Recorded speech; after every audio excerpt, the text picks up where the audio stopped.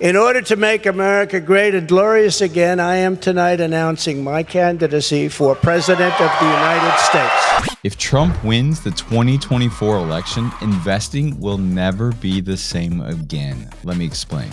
What was it that took place when President Trump was in office? Well, the first thing I think everyone would agree is that there was chaos.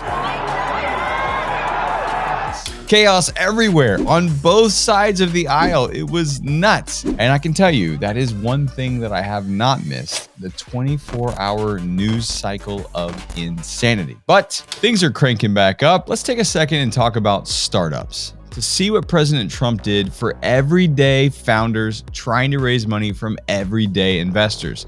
Well, before we look at Trump, we actually have to look back at President Obama, who actually signed into law in 2012 a new Jobs Act, also known as the Jumpstart Our Business Startup Act. And that made it possible for early stage founders to actually raise money from non-accredited investors, basically non-rich people. It made it possible sometimes for as little as $100 for everyday investors to finally become startup investor, or as some may know it, as an angel investor. Well, that happened in 2012. The act kicked into place in 2016, and then President Trump came in and threw gasoline on the fire. He actually made it possible for founders to raise more than $1 million. They could raise now all the way up to $5 million. So it's really interesting how it all weaved together. Obama got it started, and President Trump kept going and making it better. Now, let's take a second and really break down what happened during his presidency. He had some record-breaking tax cuts. Now, some people may argue those are corporate tax cuts. Well, he had all kinds of tax cuts, but he was all about the tax cuts. Now, also, he made history by being impeached, not just once, but twice.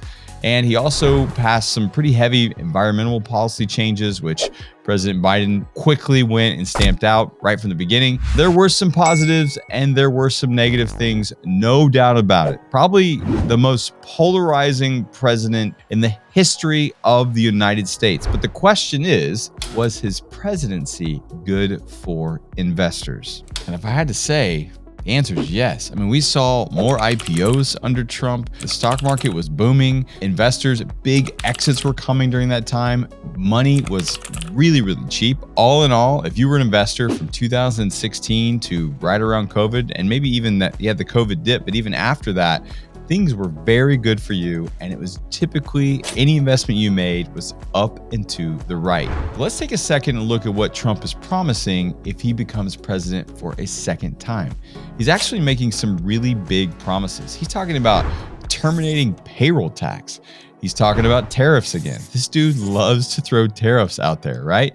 One of the things he said is he talks about deferring student loan payments with 0% interest until further notice.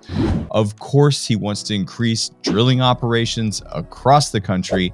And of course, one of the big topics of discussion for Mr. Trump is immigration. He is going to try and do everything he can to decrease the numbers of those coming across the border. And he's ultimately going to do what he's always said he wants to do. He wants to... We're going to build the wall. We have no choice. Anyway, so those are some policy changes that Trump is talking about making, but let's talk about the business side of things. Do we see businesses, small businesses, startups, corporations, seeing a benefit from President Trump putting his hand on the Bible and stepping back into the White House? Now, at the end of the day, Trump, he's not a politician. He's actually a businessman. And what is he about? He's all about making deals. So if I was looking to invest in some sectors when President Trump steps back into office, if possible, I'm going to be looking at the financial sector, manufacturing, oil and gas, and obviously artificial intelligence. I mean, it is the strongest bet out there right now, no matter who ends up becoming president. But let's talk about the businesses that maybe you should potentially avoid if you see a change in the administration. My guess is if President Trump becomes president, you're going to see a slowdown in the world of EVs, electric vehicles. I think they're still going to keep moving, but I think the push won't be nearly as hard. And I think we just saw Hertz, a major car rental company company here in the United States just say that they're offloading close to 20,000 electric vehicles and going to use that cash to turn around and buy gas cars. So I would just say the EV world, I think, is going to maybe pump the brakes a little bit. It's continuing. It will be a part of our future, but I think it could be a potential area that I will slow down on looking at when it comes to investing going forward, especially if Trump ends up in office. Like I mentioned, anything about manufacturing overseas, I think that's going to be a tough bet because there's going to be tariffs. It's going to cost a lot of money to import products in here. We are going to be all about made in the good old US of A. So that's something you're going to want to watch. It's something you're going to want to be looking out for. But ultimately, the question is this. What does this mean for crowdfunding startups? Startups that want to raise money from the crowd. What does it look like for the next 4 years? Well, my honest answer is I don't think it's going to change anything whatsoever. There have been startups coming and going no matter what the affiliation is with the administration in the executive branch, and they will continue to happen for years. This is America. We will innovate.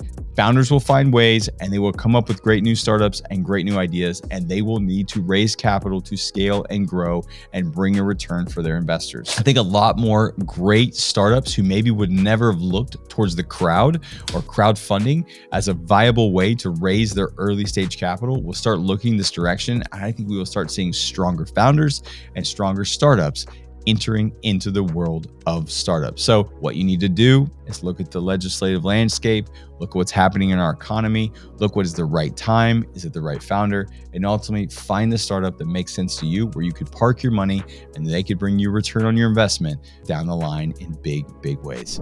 Hey, look, if you're new to the world of startup investing and you didn't even know that it was possible for everyday investors just like you to invest in startups, just like you watch on Shark Tank, well, it is possible. And I would like to invite you to join my free newsletter where I'm sharing the latest startups that I'm watching, reviewing, and on my watch list. And you can join that absolutely free. We have a link down in the description. We would love for you to join the community. Click that link, come join the newsletter, and see the companies that I'm watching right now.